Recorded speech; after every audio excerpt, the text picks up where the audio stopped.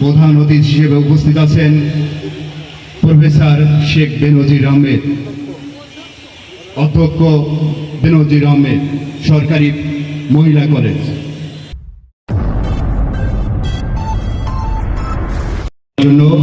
এবং আজকের প্রধান বিশেষ অতিথি হিসেবে উপস্থিত আছেন প্রফেসর বেনজির আহমেদ এবং সভাপতি হিসেবে প্রধান অতিথি হিসেবে উপস্থিত আছেন শেখ বেনজির আহমেদ। তাকে ফুল দিয়ে শুভেচ্ছা জানাচ্ছেন অধ্যাপক গোলাম মোস্তফা।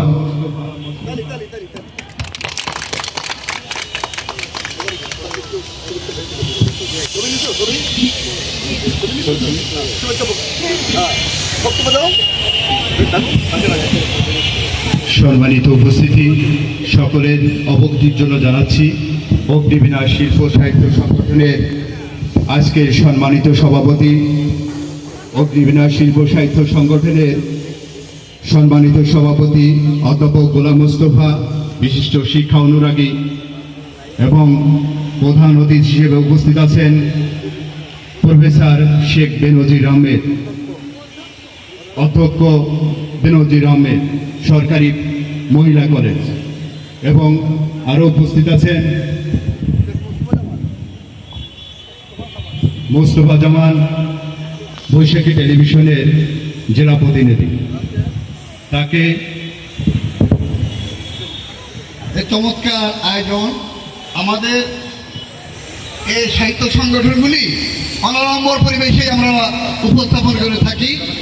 আমাদের যাকে আপনারা দেখতে পাচ্ছেন তিনি আর কেউ নন, তিনি জ্ঞান তাপস, আমাদের বুদ্ধিদীপ্ত প্রফেসর, সরকারি মহিলা কলেজের অধ্যক্ষ প্রফেসর বেনজির আহমেদ স্যার। তিনি আমাদেরকে এই অনুষ্ঠানের প্রধান অতিথি হিসেবে উপস্থিত থেকে আমাদের সম্মানিত করেছেন। আর এখানে উপস্থিত আছে বিশেষ অতিথি হিসেবে আমাদের মোস্তফা জামান, তিনি বৈশাখী টেলিভিশনের জেলা প্রতিনিধি এবং তিনি বর্তমান গোপালগঞ্জের সম্পাদক আছেন, তিনি বিশেষ অতিথি হিসেবে উপস্থিত আছেন। আমি আপনাদের স্বার্থে, আপনাদের জ্ঞান শোনার স্বার্থে আমি আর বিশেষ অতিথির বক্তব্য শুনছি না, আমি সরাসরি প্রধান অতিথির কাছ থেকে নজরুল বর্ষ এবং আমাদের অগ্নিবীণার কিভাবে চলবে তার একটু দিক নির্দেশনার বক্তব্য রাখার জন্য আমি এই প্রবীণ শিক্ষাবিদ প্রফেসর শেখ বেনজির আহমেদ স্যারকে সবিনয় অনুরোধ জানাচ্ছি। প্রফেসর শেখ বেনজির আহমেদ, অধ্যক্ষ, সরকারি মহিলা কলেজ, গোপালগঞ্জ।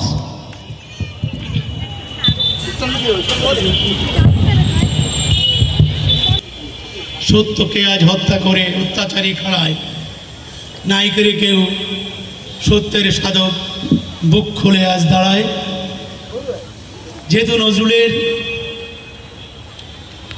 আজ নজরুল বর্ষ উপলক্ষে আমাদের স্বনামধন্য প্রফেসর জনাব গোলাম মোস্তফা এবং তার যে সাহিত্য সংগঠন অগ্নিবীণা শিল্প সাহিত্য সংগঠন কর্তৃক আয়োজিত এই মহৎ অনুষ্ঠানে আমাকে এই আসন, এই সম্মান দেওয়ার জন্য আমি সত্যিই কৃতজ্ঞ।